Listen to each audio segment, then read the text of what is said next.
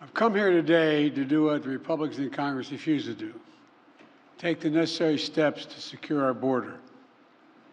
4 months ago, after weeks of intense negotiation between my staff and Democrats and Republicans, we came to a clear bipartisan deal. It was the strongest border security agreement in decades. But then, Republicans in Congress, not all, but walked away from it. Why? Because Donald Trump told them to. He told the Republicans, it has been published widely by many of you, that he didn't want to fix the issue, he wanted to use it to attack me. That's what he wanted to do. It was a cynical and an extremely cynical political move, and a complete disservice to the American people who are looking for us to not to weaponize the border, but to fix it. Today, I'm joined by a bipartisan group of governors, members of Congress, mayors, law enforcement officials, most of whom live and work along the southern border. They know the border is not a political issue to be weaponized. The responsibility we have to share to do something about it. They don't have time for the games played in Washington, and neither do the American people. So today, I'm moving past Republican obstruction and using the executive authorities available to me as president to do what I can on my own to address the border. Frankly, I would have preferred to address this issue through a bipartisan legislation, because that's the only way to actually get the kind of system we have now that's broken, fixed, to hire more Border Patrol agents, more asylum officers, more judges. But Republicans have left me no choice. Today, I'm announcing actions to bar migrants who cross our southern border unlawfully from receiving asylum. Migrants will be restricted from receiving asylum at our southern border unless they seek it after entering through an established lawful process. And those who seek to come to the United States legally, for example, by making an appointment and coming to a port of entry, asylum will still be available to them, still available. But if an individual chooses not to use our legal pathways, if they choose to come without permission and against the law, they'll be restricted from receiving asylum and staying in the United States. This action will help us to gain control of our border, restore order into the process. This ban will remain in place until the number of people trying to enter illegally is reduced to a level that our system can effectively manage.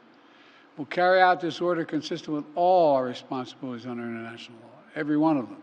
In addition to this action, we recently made important reforms in our asylum system, more efficient and more secure reforms.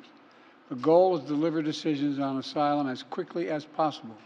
The quicker decision means that a migrant is less likely to pay a criminal smuggler thousands of dollars to take him on a dangerous journey, knowing that if in fact they move in the wrong direction, they're returned around quickly. And 2 weeks ago, the Department of Justice started a new docket in the immigration courts to address cases where people who've recently crossed the border and they make a decision within 6 months rather than 6 years, because that's what happens now. Additionally, the Department of Homeland Security has proposed new rules to allow federal law enforcement to more quickly remove asylum seekers that have criminal convictions and remove them from the United States. My administration has also recently launched new efforts to go after criminal networks that profit from smuggling migrants to our border and incentivize people to give tips to law enforcement, provide information that brings smugglers to justice.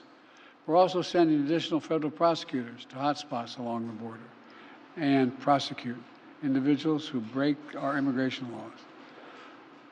One other critical step that we will be taking, and that has made a huge difference. We continue to work closely with our Mexican neighbors instead of attacking Mexico. And it's worked.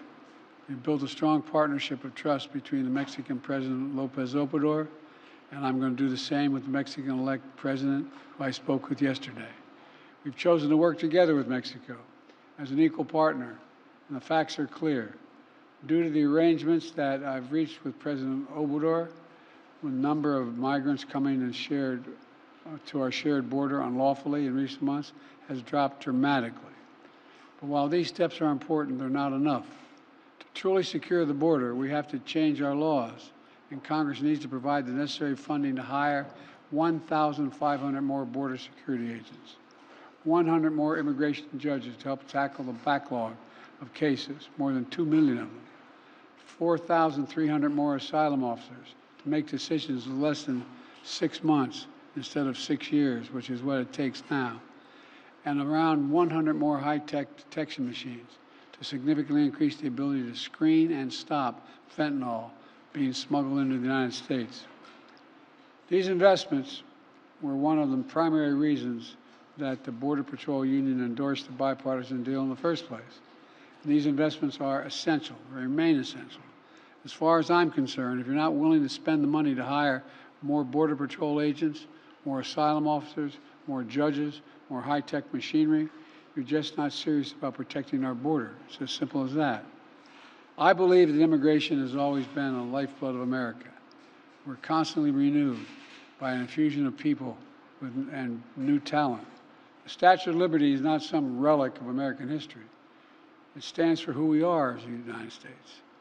So I will never demonize immigrants. I'll never refer to immigrants as poisoning the blood of a country.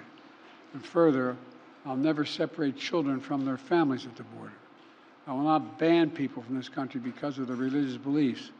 I will not use the U.S. military to go into neighborhoods all across the country to pull millions of people out of their homes and away from their families to put detention camps while awaiting deportation, as my predecessor says he will do if he occupies his office again. On my very first day as president, I introduced a comprehensive immigration reform plan to fix our broken system, secure our border, provide a pathway for citizenship for dreamers, and a lot more. And I'm still fighting to get that done. But we must face the simple truth.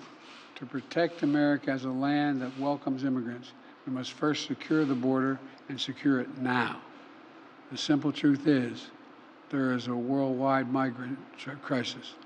And if the United States doesn't secure our border, there's no limit to the number of people who may try to come here, because there's no better place on the planet than the United States of America. For those who say the steps I've taken are too strict, I say to you that be patient, and goodwill of American people are wearing thin right now. Doing nothing is not an option. We have to act. We must act consistent with both our law and our values as Americans. I'll take these steps today, not to walk away from who we are as Americans, but to make sure we preserve who we are for future generations to come. Today, I've spoken about what we need to do to secure the border. In the weeks ahead, and I mean the weeks ahead, I'll speak to how we can make our immigration system more fair and more just. Let's fix the problem and stop fighting about it. I'm doing my part. We're doing our part. Congressional Republicans should do their part. Thank you very much.